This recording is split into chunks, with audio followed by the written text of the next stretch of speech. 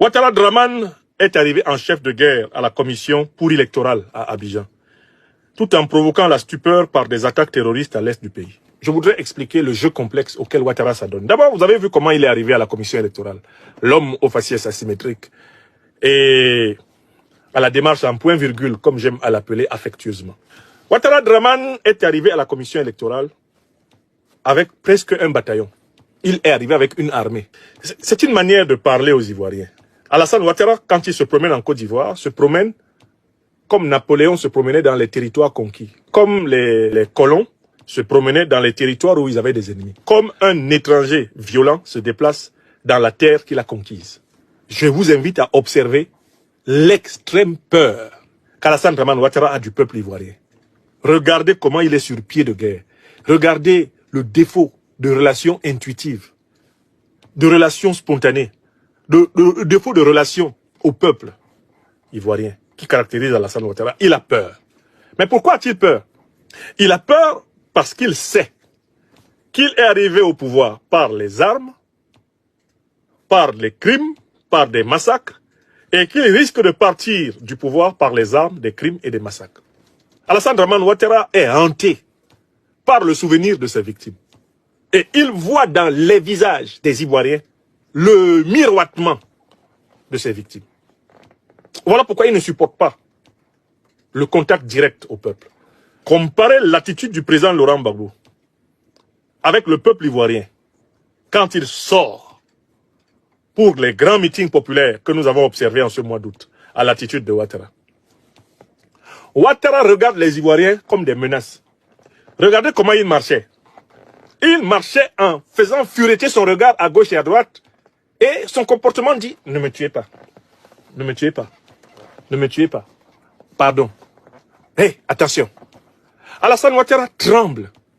Il tremble parce qu'il sait qu'il est l'ennemi du peuple de Côte d'Ivoire. Il tremble parce qu'il sait tout le tort qu'il a fait à ce peuple. Il tremble parce qu'il redoute la colère, le boomerang de ce peuple. Voilà pourquoi Alassane Ouattara sort avec une armée. Vous-même, si vous êtes à la tête d'une commission électorale, et puis un candidat dans une capitale arrive autant armé, est-ce que vous avez intérêt à prononcer un résultat autre que son nom? Le gars arrive avec les moyens de l'intimidation psychologique directe sur non seulement le corps électoral supposé, le peuple, mais l'institution électorale supposée, la CEI. Alassane Ouattara arrive en disant, Niamorodé, si je n'entends pas mon nom, je vais vous couper les têtes les uns après les autres. Hein. Attention. Hein. Ah non, je m'amuse pas, hein, Dominique. Oui, chou. Vous vous souvenez d'une réunion publique récente d'Alassane Ouattara?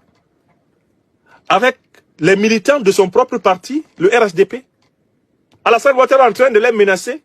Si j'apprends que quelqu'un a osé une candidature indépendante, mais je ne vais pas seulement, il n'y a pas seulement celui qui va oser faire ça qui aura affaire à moi, mais ceux qui l'ont aidé auront affaire à moi.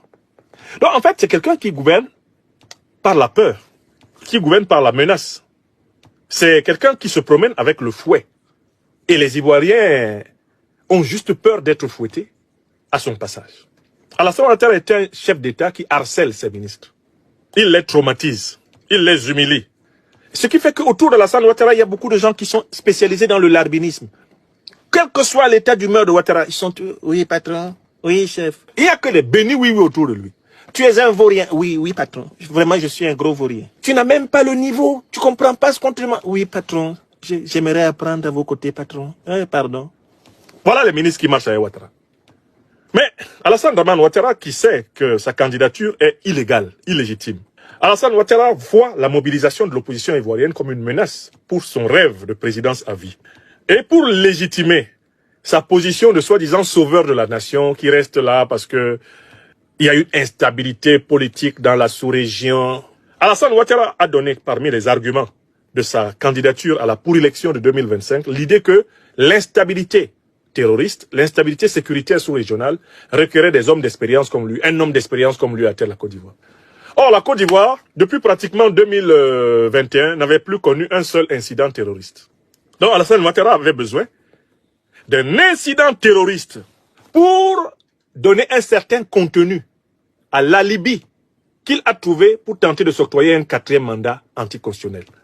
Voilà pourquoi Alassane Ouattara et ses amis les terroristes d'Al-Qaïda et l'État islamique, les néocolonialistes français, les impérialistes occidentaux qui sont derrière ces organisations, ils ont organisé un petit attentat terroriste ensemble à la frontière marginale de la Côte d'Ivoire et du Burkina Faso, afin de faire une piqûre de rappel aux Ivoiriens.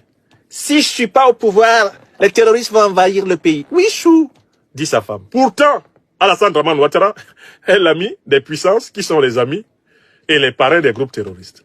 La Côte d'Ivoire sous Alassane Ouattara est une base arrière de ravitaillement des groupes terroristes qui sévissent dans le Sahel. Alassane Ouattara est un chef terroriste.